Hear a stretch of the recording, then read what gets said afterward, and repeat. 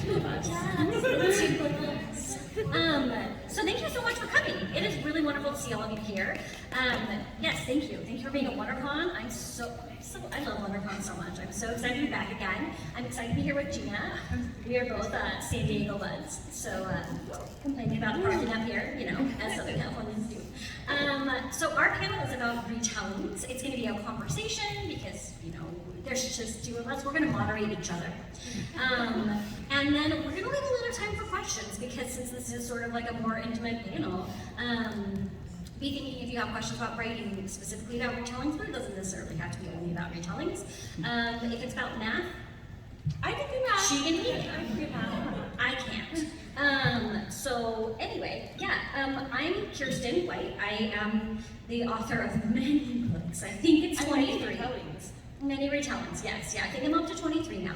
I have retold The Dark Seven with Frankenstein, is a retelling of Frankenstein, which I consider to have co-written with Mary Shelley. She's a fantastic co-author. If you ever get a chance to work with her, wonderful. Never gives you negative feedback.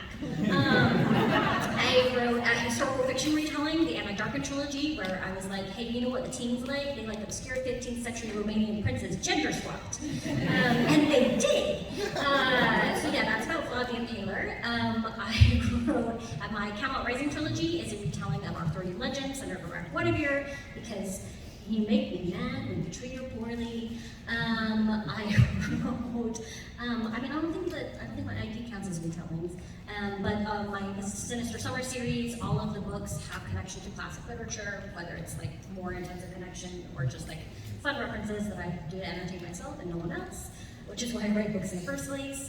And then Hyde, my adult dark supernatural thriller / horror that came out last year, is loosely as a loose retelling of Greek mythology. So yeah, I like retellings a lot. Gina. Oh, I'm a baby. I wrote one book. The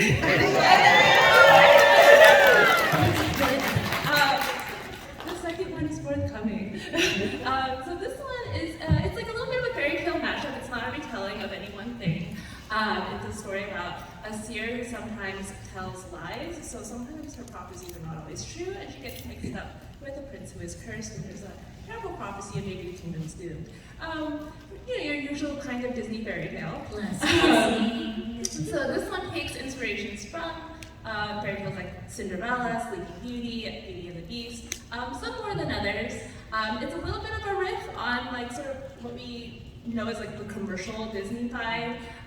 Sleeping Beauty and Cinderella. It's kind of like overturning the princess narrative or the Disney hero narrative. She's an anti-hero.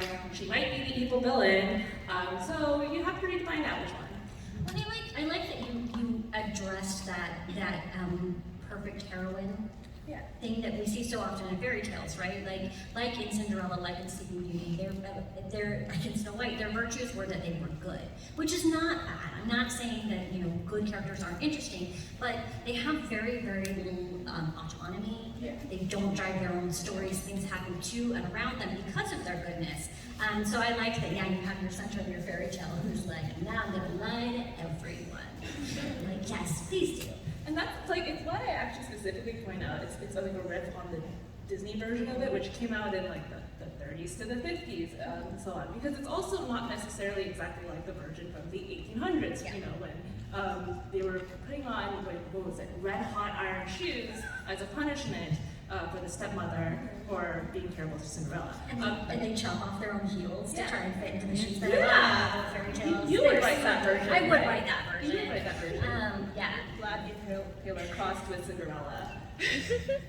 Yep. The steak fits just right. Sorry. Do you know how much fun it is to do research on what it would actually take to impale and display 20,000 dead bodies? It's not fun. It makes you feel like a really bad person. And then your sisters read the book and they're like, Kiersten, why did you think of all this? I'm like, I didn't make it up, somebody else did it. I just imagined what it would have been like to do it. I don't think that's a good justification. I don't think that made them feel better. Like, you shared a bathroom with me growing up, you already knew I was a bad person. Anyway, so I'm curious why you decided to do retelling? Why you decided to play with these sort of archetypes and these tropes? Like for me, I think the retellings are really interesting jumping off points because you're playing with the familiar and you're either building on it or you're subverting it. So like That's exactly why I like to do it too, because what I like is who here reads like fan fiction and stuff? Oh yeah, see everyone reads fan fiction now. I love it. You would not have had this reaction like 10 years ago. Like I think one of the why a lot of people love fan fiction is because it's like a comfort read, right? You know these characters, you're very familiar with them, and you're like, I just want to read like characters I already know about. And I think with adaptations, a lot of times it's the same way. That you know these archetypes, you know there's a prince, you know there's a princess, you know there's a witch. Like you want to see how it all gets jumbled together. Like whether or not if you subvert it, you also know how they usually get subverted, and you want to see it's like, oh, how are they going to do it this time? Like is she actually good? Is she actually bad? And how are they going to do it? So I think just like fundamentally playing with those archetypes is like a very fun thing because everyone is familiar with those. It's like these cultural touch points. Yeah. What about you? I'm now realizing I think the reason why they paired us is because we are the two fastest talking people. Oh my god! You don't understand this. Wait, are you a Gemini? I am a Gemini as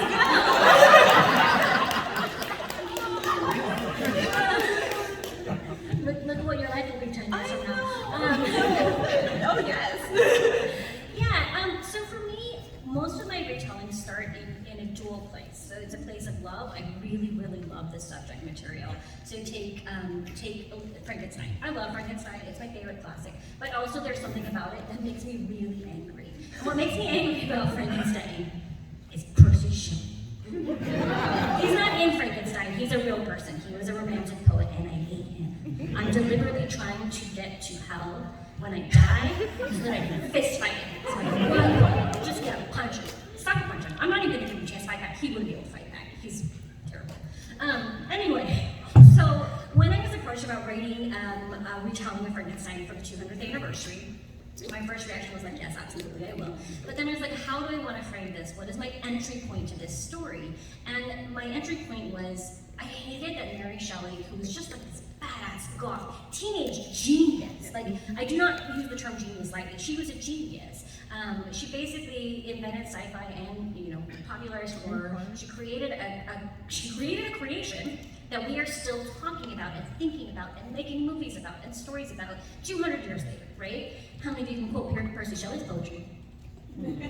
Yes, lots of Percy. You just punched him right now. Just punched him. I'm just always punching him in my head. Anyway, but when you read Frankenstein, there are 3 main female characters. There's the mother, who dies. There's Elizabeth, who dies. And there's Justine, who dies. And they all sort of exist to serve the whims and exist for Victor, who is this narcissistic, self-involved, deeply irresponsible sociopath.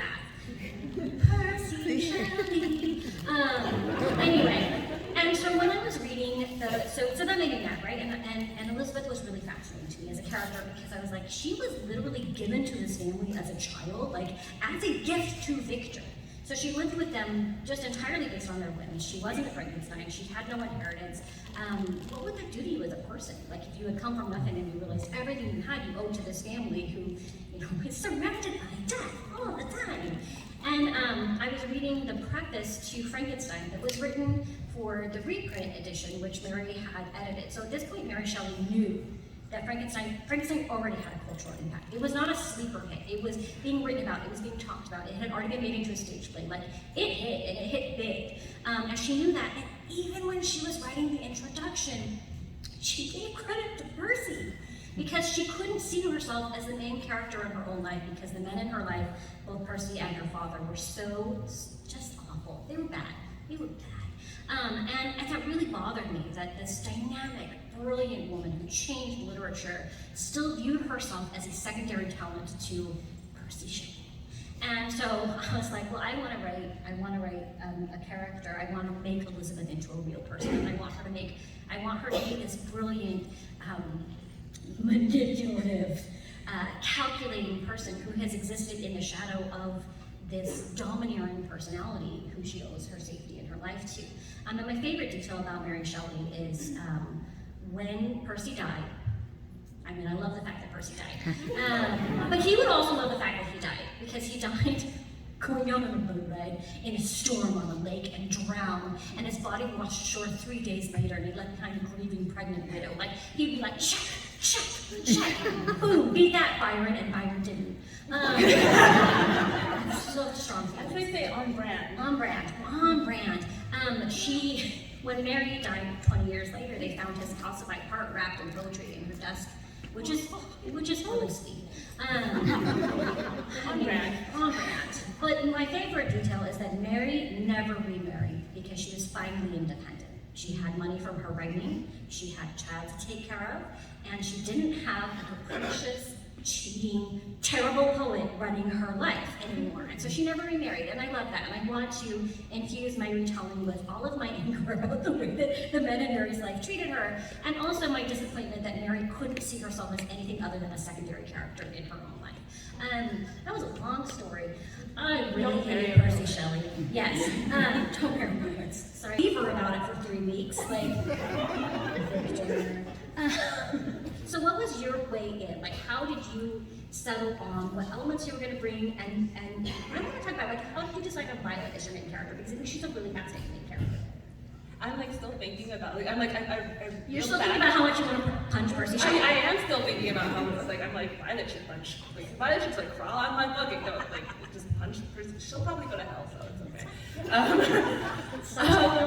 Why did I choose Violet? So I wanted to choose specifically. So this is a very romance-focused book. I don't shy away from that. And what I wanted to do was, my main character like really did not believe in love, like genuinely did not believe in the saving power of love, because that's kind of the lesson you learn at all the ends of these fairy tales. That at the very least, like the prize is a romance. When you get the prince, when you get love, you get happiness. So in this book, instead, I kind of she gets in a love-hate relationship with the Prince Charming.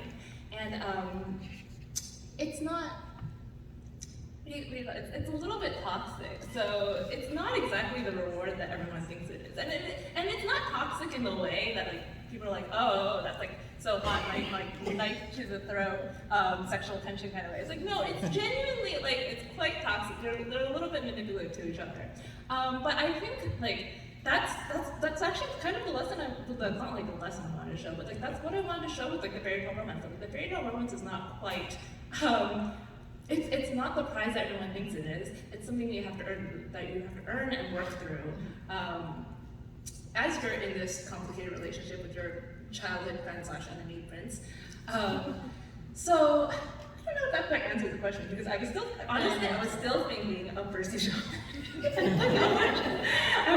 Shelley is what happens when you believe in a fairy tale and you're like, oh, this hot poet came and lived in my house for a while. We made out on my mom's grave. Now we're going to elope.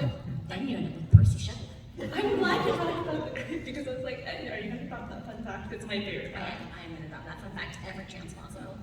There was actually something I wanted to also like actually extend from what you said, which is there's always people have, it's like a very controversial topic, like modernizing old tales. And people get very iffy about what you change in the source material and what stays true. Some people are like very strictly canon. They're like, oh no, like this detail is like, I don't know, 10,000 severed heads off. I was like, how could she have not checked the Wikipedia fact for how many heads was severed and staked outside of that I'm not quite sure where it was. Outside of Turkish.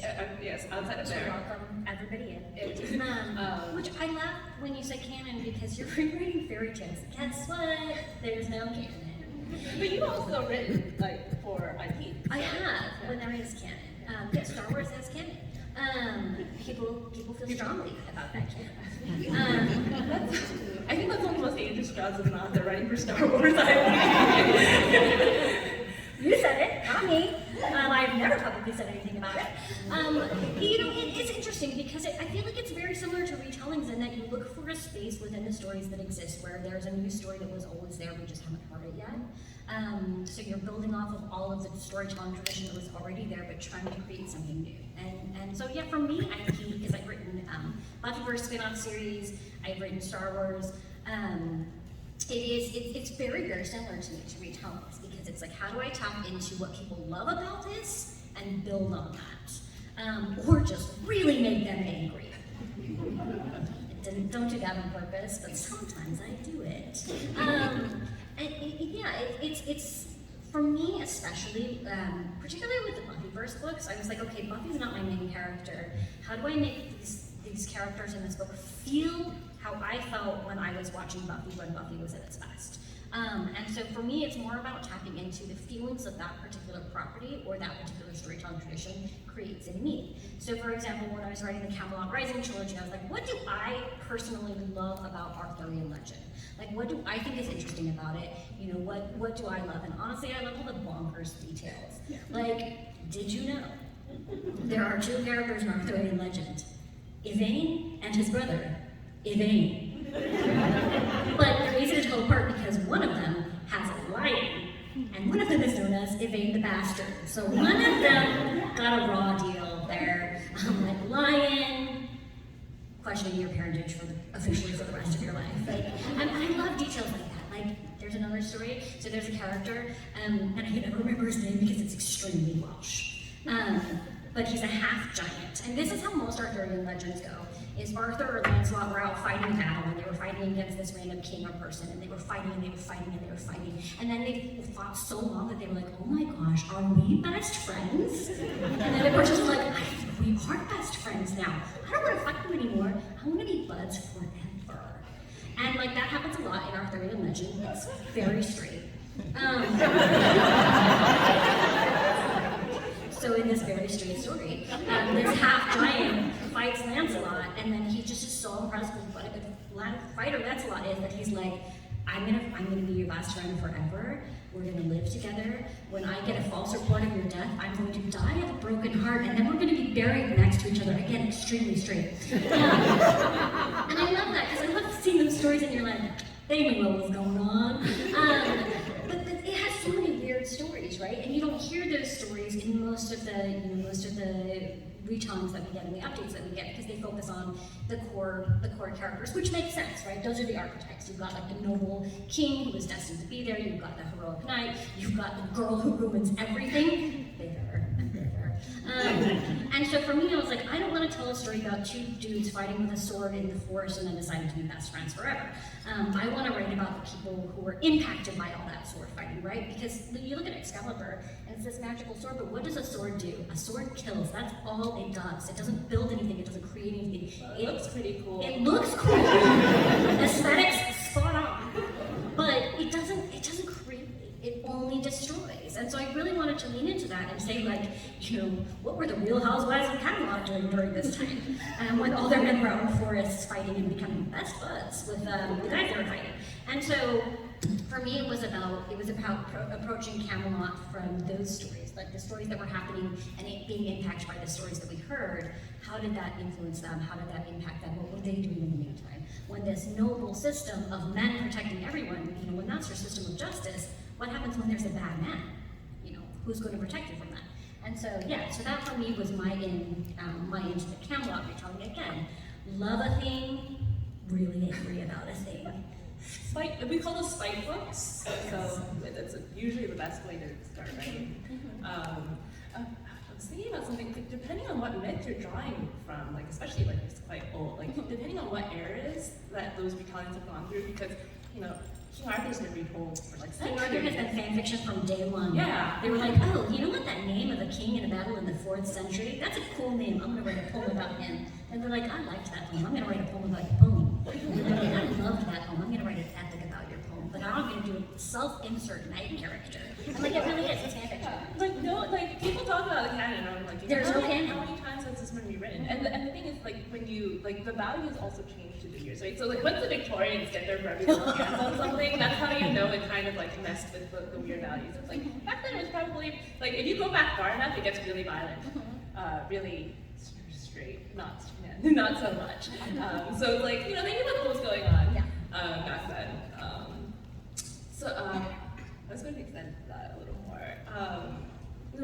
What I also think about, like, when I think in the description for this panel, we were talking about writing myths for the modern audience. And I think, like, one specifically controversial part is like when you modernize it with like modern feminism or modern ideas, which I always think that is not. It's like I don't think it should be that controversial because I think there are times and places where very extremely faithful adaptation. If you're doing like Greek myths are very hot right now, and then like I think every time people do a translation, like a new translation of like Odyssey, or any of the old tales, that we have to actually understand the language to translate the story again.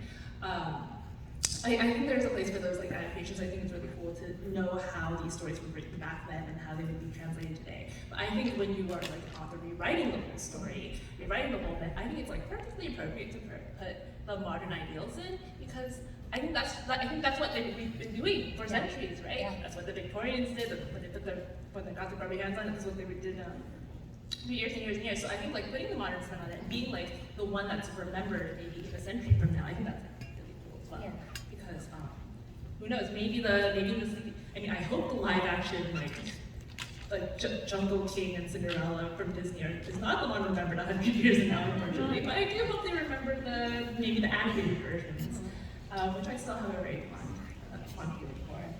Well, but that's such a good point, because the fairy tales, when they were written, when they were created, when they were told around, the hearth, they didn't exist independent of their time. They existed to comment on the time, to tell stories of the time, to say, you know what, if you go into the forest, you will die. And that's our value. That's our value we're imparting to our children today. Forest equals death. Here's your story. And so I don't have a problem with that, because stories should always interact with and engage with the time that they existed. Like, sometimes I read reviews. I always regret it. But I did review Hyde, which is my adult debut. It's a horror novel. It's 14 20-somethings get invited to a hide and go seek competition set in an abandoned amusement park. Nothing goes wrong. It's just a really good time to make some new friends, and somebody wins. No, everything goes wrong. And but I heard somebody was like, I just wanted a good, fun horror novel. Why did it have to be political? I was like, because horror is political. It's inherently political. I would say it's one of the most political genres. And our stories don't exist in a void. They don't exist in a bubble. And they always are going to engage with what's important to us, what we're thinking about. I oftentimes, okay, tell me this happened to you. Did you finish your book and you were like, I know what this book's about, and then you reread it and you're like, oh no, I have no idea what this book is about. This is really embarrassing. Yeah. So I'm like, oh, I just put my entire soul on display for anyone who's reading critically. They're going to be like, I know what Kiersten was going through when she wrote this. But I love it when other people tell me what my book is about, because I feel like that's really illuminating for me. Yes. That's what it's about, isn't it? Yeah. Yeah. So, going to work? No? Okay. Now we've hit a hard stop. This is bad. Okay, well, I can say, going along that theme of sometimes your writing reveals stuff to you that you didn't realize, I was writing Mr. Magic, which is my next adult horror. It comes out in August. My husband laughs every time I say the word horror. He's like, please enunciate it. Yes. And then I reread Camp Creepy, which is the third book in my Sinister Summer series, which is a middle grade series. And I was like, oh, this is the same book. But one of them is, let me deal with the trauma of having grown up in an intense controlling religion in horror, and let me deal with the trauma of having grown up in an intense controlling religion in a nice, friendly way for kids. And it's funny, and there's tie-dye. But again, like, you can't write these things without those influences. And so I personally, I don't have a problem. I like seeing historical things rooted in the history that engage with the history in a thoughtful way while portraying it accurately. But if you're writing fantasy, guess what? You can make it all up. Mm-hmm. There aren't rules. I think, actually, stepping about that, I always think about, this is a YA novel. Violet is 18, but I always think about, oh, it'd be so interesting to revisit her again when she's 27 or something. I would never write that book, and it's not commercially possible because you simply do not cross the age lines this way. It's a hard rule, but I think it would be interesting. If the characters here and they grow up to become, I don't know, traumatized again in your adult horror novel. I'm gonna traumatize you at every age possible. I feel like you would be able to do that because you've written across everything. But that'd be fun to have your own stuff all over again. Yeah, revisit them. It is interesting because I feel like every story. So for example, I have a book coming out next year, assuming that I actually write it. And it is called Dracula and Lucy, and it's a retelling of Dracula. This one, not the historical Dracula this time, it's the fiction Dracula. I'm just gonna hit him in every possible way. For years when people asked me if I was gonna do another retelling, I would say if I do one, it would be a Justice for Lucy Westenra novel. But I tried, that was when I was only writing YA, and I could never find the right way into the story until I started writing adult, and I was like, oh, Lucy's story is not a YA story. It's not a journey of self-discovery that ends in hope. It's not. And so once I realized that it was an adult story, that opened up the retelling for me, and then I could engage with it in the way that I needed to. And I think that, like any story, like it could have been a joke, it could have been a memory book, maybe. It could have been a YA book, it could have been an adult book, but for me, the most honest way to tell that story was with an adult book. And it is interesting, because yeah, you can engage with these ideas in any way, in any format, and sometimes it's not until you find the right way that everything clicks. So I'm curious, was this the first novel that you wrote? Yes. Really? Huh? Really? Well, sort of. I mean, I wrote fan fiction before, so you know where my background came from. So I've written like novel lengths of that before. Okay. But this is the first actual book I've written. It's like I wouldn't say like that is actually why it turned out a little bit of a kitchen sink. It's not necessarily a bad thing, but it is like what sort of happens when you kind of jump into it. Now that my mind is not on Percy Shelley, I can like describe this book.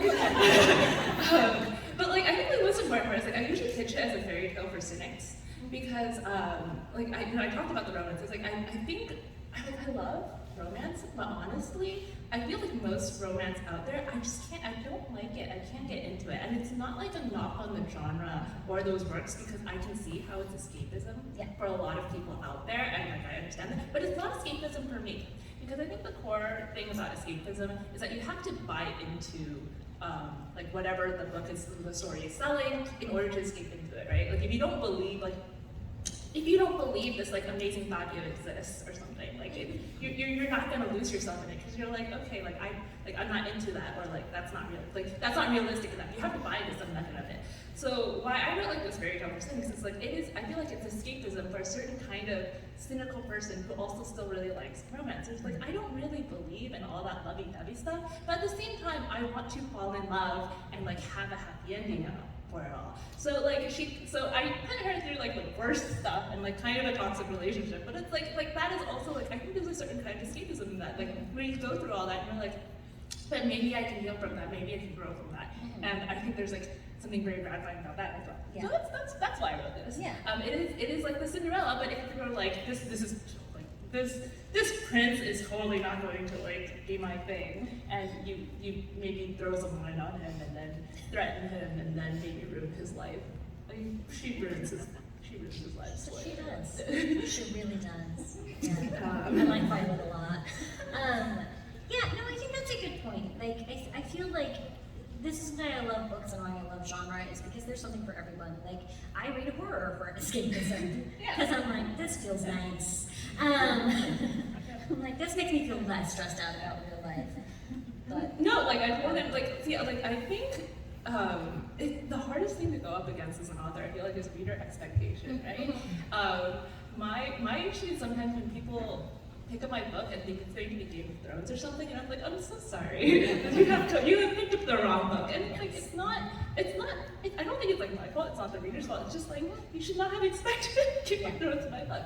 And I think it's also that way with, I think it becomes aggravated along with adaptations, because people pick up an adaptation and they're like, oh, is this going to be my comfort read because I love reading every single kind of Cinderella book out there, but then if they get certain details incorrectly, they're like, oh, never mind, I don't, like, this is a bad book because it did not get this detail correct.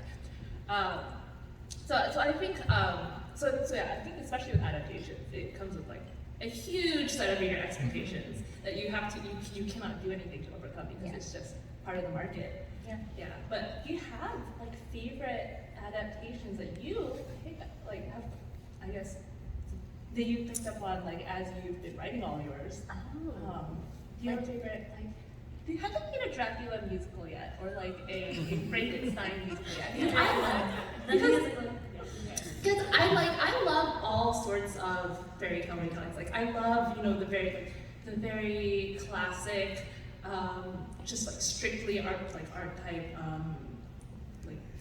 how would I describe it? Like it's like I guess historical Cinderellas and Sleeping Beauties. I love like weekly fantasy ones. But I also honestly just really love the campy ones. I love Cinderella the musical. Have you guys like seen the musicals for the fairy tales? They're like outrageously hilarious, and they're like kind of for kids, I think. But they're honestly, I always found they were some of the most entertaining, like the Broadway tours that have come through around here. Yeah, I find my favorite adaptations are ones that engage with the source material in surprising ways. One of my favorite recent ones is by Tracy Dion. It's called Legend Born, and it engaged with yes, it's so good, you know. Everyone knows, everyone should know. And it was so fascinating because I felt like engaged with Arthurian mythology in such an authentic way, but also in a really piercing way, right? Like it didn't accept it at face value. It questioned, like, you know, why is the one white guy with the sword the one who's always in charge? And she said it in modern day real world, and so that really informs the narrative in really, really interesting, smart ways that not only made like a fantastic plot, but also just added layers onto this storytelling tradition that I've always loved and made it into something new. So she built on what was there in such interesting ways. Really, really recommend Legend Born. If you haven't had a chance to read it yet, you absolutely should. Yeah, so that I think is my favorite, is when an adaptation will engage with the source material in a way that makes me view the source material in a new light. And that's what I always aim for with my retellings is, you know, I never want you to look at Vlad the Impaler the same way again. But, you know, just I don't want you to look at Victor Frankenstein the same way. I want you to read Frankenstein and be like, yeah, Victor, you are killing all those people, aren't you? And so yeah, I think that my goal is always to respectfully engage with the source material, but also reveal it in a new light. And those are my favorite adaptations, are the ones that do that. But I also love ones like yours, where it's just like, here are things that I love, here's all of them. Because somebody was asking me, they're like, well, what fairy tales are we telling of? And I was like, yes, it is. And you know, you just pull the elements that you love and you ignore the things that you don't. Yeah, should we open up the questions? Yeah, go ahead. I'm just wondering if you've ever gone in with a preconceived notion about something you were going to retell or take a different angle, and then found that actually in your research that maybe we have misperceived certain gender roles or something along those lines, that it is great to retell in the original mode that really does match with modern lines. Yeah, I think, yeah, definitely. Like, I feel like you always are going to be surprised when you go back to the source materials, and like when you read fairy tales and you see like, these are weird, and we've taken so much of the weirdness out of them, but it's really fun to dive into that and to engage with it, and I find so much more richness when you really get into like Arthurian legends, when you get past the modern retellings and you go into the old stories. There's so much there, and it's fun, and it's weird, and there's so much to work with that I always come out of the other end. Even if I'm angry when I'm starting my retelling, I always come out with such a deep love and respect for the source material that I'm using. Yeah, I always wish I could remember something specific. Because you come to these panels with just such specific stories, and I'm like, I wish I could like quote a Wikipedia article like that. But like, I think the problem is that like I go on like these Wikipedia journeys, and I find out all these weird facts, and I don't remember any single one. But like, yeah, like, but when you consume enough of this material, you realize how strange some of the old stories are, and like.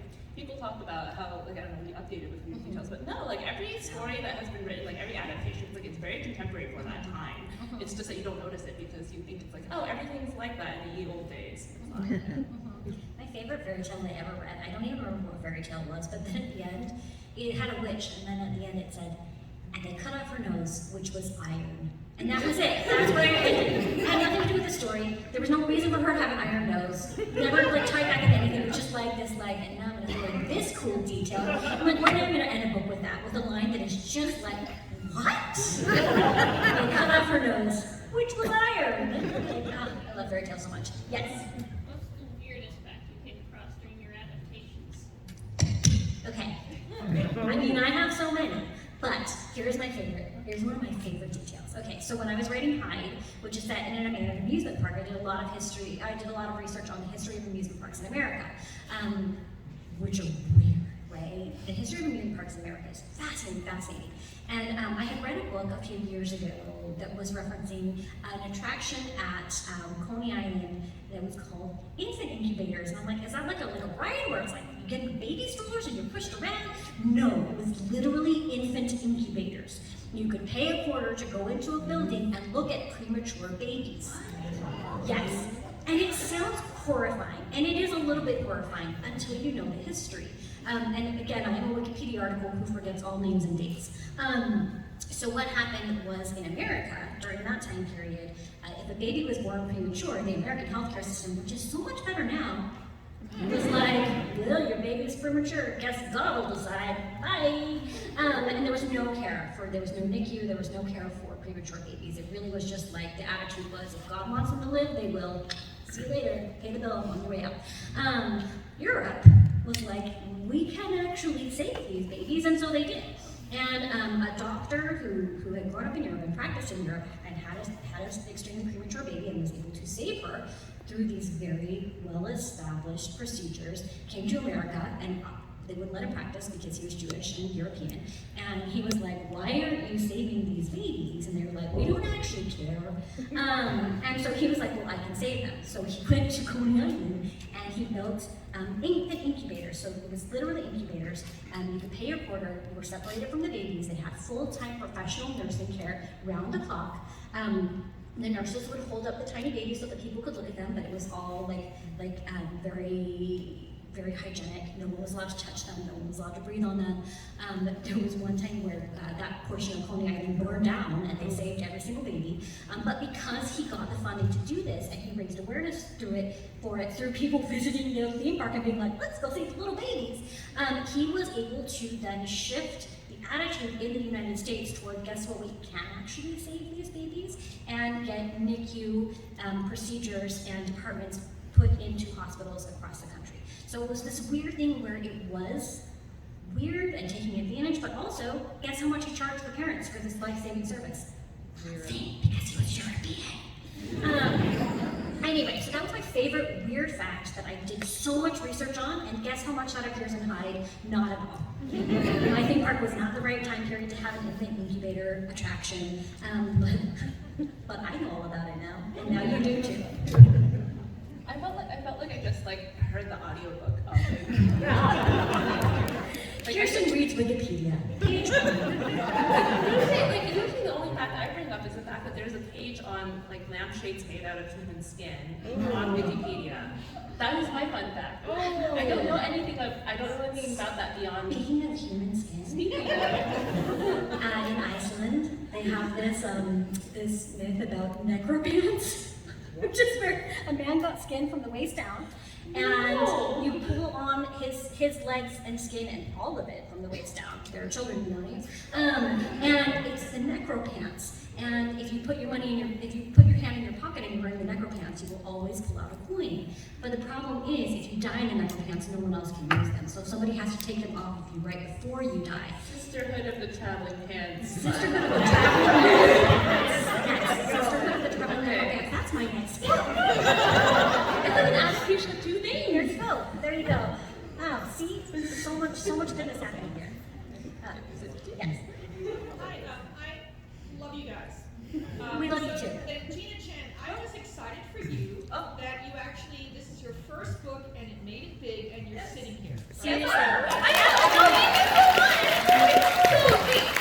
Fun story about it. So I've been in San Diego for years and years. I went to school at UCSD. So when I went to Mysterious Galaxy, I would actually always go to her, also your actual book panels, but also when you were moderating and stuff. So it's absolutely wild to be sitting next to her right now. I always loved seeing her. Because you were always there, and now I'm always there moderating for other authors. So I have a question. Yes. Okay, so my question is, are you secretly Violet? Because we write and we put ourselves in the person. Are you Violet and who's the guy? Is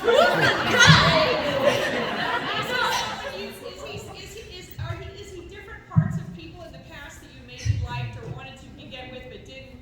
Oh my God, He's the you ideal. want to know about my love life?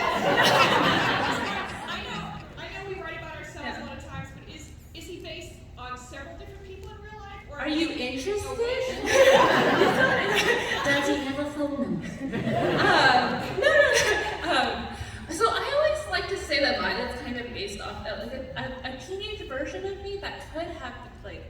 there's a part of her that could have become Violet. I think when I was a teenager, I was a very pretentious child because I was like a little know-it-all, and I thought like being smart was like the most important thing in the world. I don't actually believe that because I grew up. But this is kind of what happens when you grow up in a certain culture, especially one that's like a very there's like a lot of pressure to do well, and you have like. I kind of had the stereotypical like immigrant child experience, but I came out of it okay. It's okay. It's okay. This is why I can write. Look, I wrote a book, which is how you know I turned out okay. I am not like a doctor right now. I'm an author, so something happened along the way there. So for me, yes, I do feel like I relate a lot to Violet in the sense that I just felt very cynical in the world because I feel like specifically in that time period when you're in high school and you learn a lot about the world for the first time, you learn about the history and how so much of it sucks and it's just blatantly unfair and like good people don't win. It's just people people manipulating people all along. So it's like you're like, oh, it never gets better. And you look at the news, you open the news when you're like 16 and you're like, oh yeah, none of it's improved. It's still like all controlled by like the media, like the CIA and stuff. So it's like,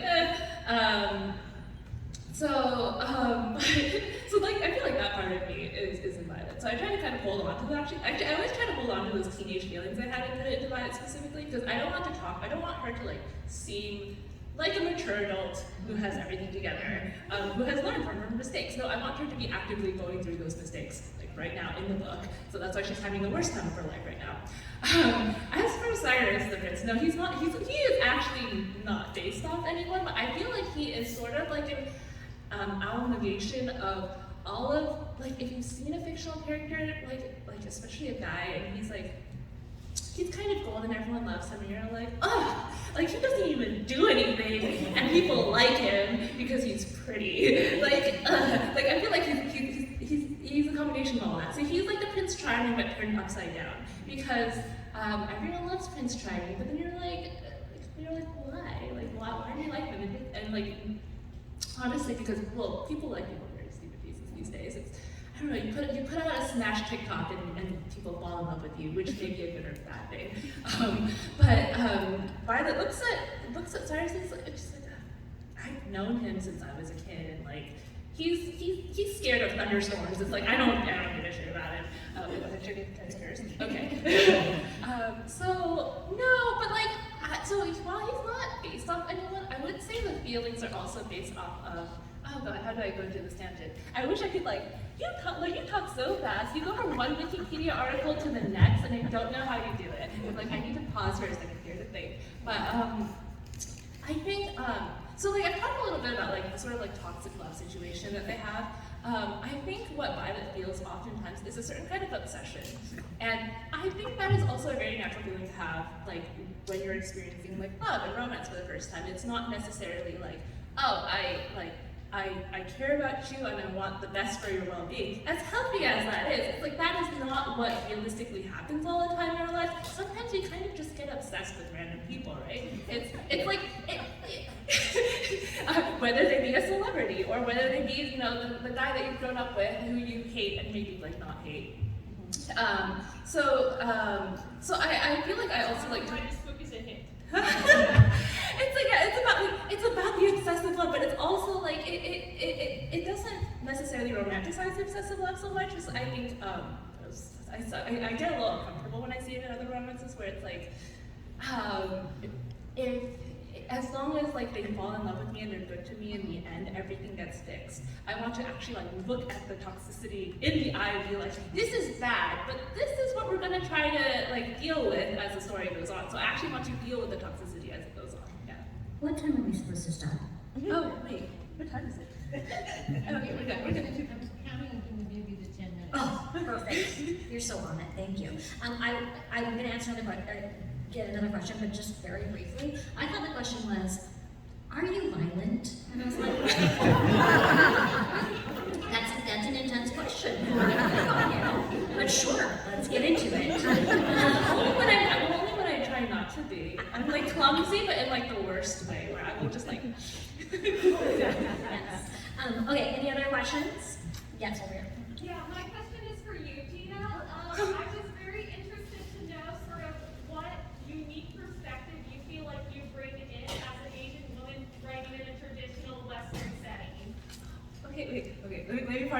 question a little bit like in my mind. No, I do think it's like, I've never actually been asked that question, but what I think is interesting is like, I always feel like someone, like everyone wants to ask me that question. No one actually asked me that question. Because, so how many of you are from Southern California, like actually local, right? Most of you, right? So like, I feel like you all understand that this is a very diverse area, and this is the area I grew up in. I grew up in the 626. I'm from San Gabriel Valley. That is literally as Asian as you can get in the United States. I was not a minority there, actually. Like literally when I went to school, white people had to adapt to our culture. Like it was primarily Asian and Latino. So I guess I didn't like grow up with like the idea that like, I mean, I knew I was a minority in pop culture, which is why I wanted to write books with Asian characters. But like in my day-to-day life, I do not actually feel like I was a minority in Southern California. And so that's why I kind of felt like it was easier for me to blend in these two, like an Asian main character in a Western setting, because that is that's honestly, that's like what I've been living through. That's honestly also what many people in this area are living through. Like, looks like a lot of people here. I think like something I always say is like, I'm like surprised why there's no more stories about like diaspora culture set in like communities where it's like primarily like people of that diaspora, because that's literally where most of us are living. That's why we are those communities. I think I got away from myself here, but like yes. So blending these stories, it was easy for me personally, but I always wondered how people would react to it, because it was a little strange once you put it out in like a commercial book. Once you put it out to the rest of America, because the rest of America is not Southern California.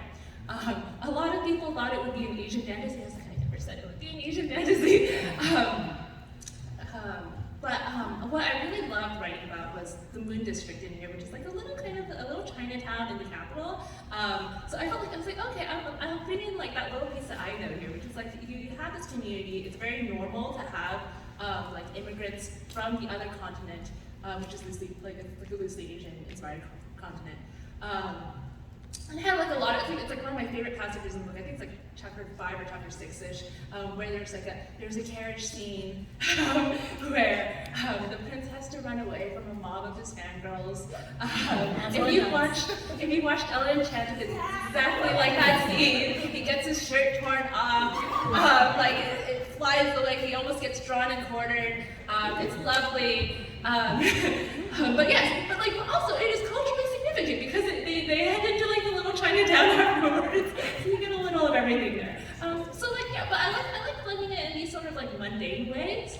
I didn't like think too hard about it in like I didn't want to like what do you call it? Like I wanted to feel like how I felt in my day-to-day living like this, where it's like I didn't want to feel like my existence is political, but I didn't want it to feel overly political, because that's also like that's not my escapism, right? Like I don't want to feel like my identity. So it's like it's there, it's underlying, but it's like not the main thing. Like that was important for me. It informs everything, but it's not the thing. Yeah. I think we have time for one more question. You can kind of fast. Yeah. So there's a lot of comfort in adapting, Arthurian lore or Greek mythology and stuff like that. And I was recently pitching a story that the guy was really excited about. He was like, oh my God, this sounds so cool, but it's based on a story that I've never heard of, so I don't want to do it. And it was a Japanese myth, and it was not an uncommon one, but because it was outside of his sphere. And so I was wondering, like, where is the place to still draw on those same themes and still have those basically same experiences of enriching the story that you love, and then being able to bring it into a space that maybe doesn't know that particular story quite as well? Honestly, like, I think if you're pitching something as a direct retelling, sometimes people will get hung up on whether or not they're familiar with that. The way that I got around that when I was pitching my Anti-Darkman trilogy, which is a historical fiction set in the 15th century Ottoman Empire, which is not familiar to a lot of Americans. We don't really care. And so the way that I got around it is in my pitch letter, I gave a primer on Ottoman history of that era, and it was like I made it as dramatic and funny and engaging as possible, because my goal is always by the end of the pitch letter, whoever is reading it is like, you know what, I never knew I cared about this thing, but I care about this thing. And so for me, when I am pitching a retelling or I am pitching something, a big part of my pitch is always, here is why you have always cared about this thing, even if you didn't know about it. And also, if you care about it now, please pay me. So yeah, I think as long as you ground them, and you basically are informing them why they care. And then it's less about familiarity and it's more about, you're right, that is an engaging idea, and surprisingly, I do care now about Vlad the Impaler and his teenage exploits as a girl. I don't know. I still don't know if I got away with that one. But yeah, I think really it's just, especially with pitching, you have to ground it in, here's why I care about this story, and because I care about it so much and I'm presenting it with so much passion, you all now care about what a jerk Percy Shelley is. Do we have like one more question? Do we have time for one more question? We'll do one more, yes. So you guys have been talking a lot about like readapting European myths and that kind of folklore. But sometimes I'm finding when you're adapting the myths of colonized people, there's a lot of misinformation or like conflicting sources, and it can kind of make you be like, I don't know what to do, so it's like a mental stagnation. What are your tips if you come across that for like just getting over like picking a source or doing your own thing? I mean, full disclosure, I'm white. It is literally my name. Sorry. But particularly when I was researching the Ottoman Empire and the Sultan at the time, because there is a lot of European prejudice against them and against the overthrow of Constantinople, turning into Istanbul, what I did was I looked for primary sources, and I looked for primary sources who were writing from the Ottoman Empire and were not European sources. And also when it came to Vlad the Impaler, he was a very polarizing figure. And so I took out the extremes. Anything that was too negative, like insanely negative, or anything that was too positive that basically like sainted him, and I throw out the extremes. So primary sources wherever you can, ignore the extremes on either end, and then like look for the primary sources wherever you can. And I think if you're writing like from a marginalized community and you're trying to write their myths, like you're gonna go up against I think the problem is that there's simply not enough out there, right? And until there is more out there, it's never going to get easier. So you kind of so if you're one of the first ones in, you kind of go up against a lot, and you just have to have confidence in yourself and keep trying. But like honestly, like from what I've seen, like honestly in the industry from people I know, it is just fundamentally difficult. And you're going to get a lot of criticism from your own group, from groups outside who just criticize like this isn't right. But then you're like, but then like the same folktale can be told from like adjacent cultures that are very similar to each other that can have like slightly different details. So it's like you're just gonna get pushback from like everywhere. And like I think like as a marginalized author, like you just have to have that confidence in yourself to get through it, because it is a tough industry and it doesn't get like it's not easy in that way. But I think there's a lot more now. I think there's like a whole lot more now in like 2022, 2023 versus just like even like before the pandemic. And I think there's like adapting like cultural myths has become kind of a marketable commodity lately. So I would also just be really careful about like not falling into the trap of I guess like looking at them like I feel like this is like too much for like maybe like at the end of this panel, but it's like if you want to talk more about it later, like I'm definitely open to it, but it's just a difficult If you want to talk more later, we are signing immediately after this. We will be at 3:15 in the autographic area by Mysterious Galaxy. Where is that? I don't know. It's like way in the I heard it's by Funko Pop. Will we find it? It's by the Funko. exciting. It's by the Funko booth. It's by the Funko. Yes, so we are now going to stop. Thank you so much, Gina. This was really lovely.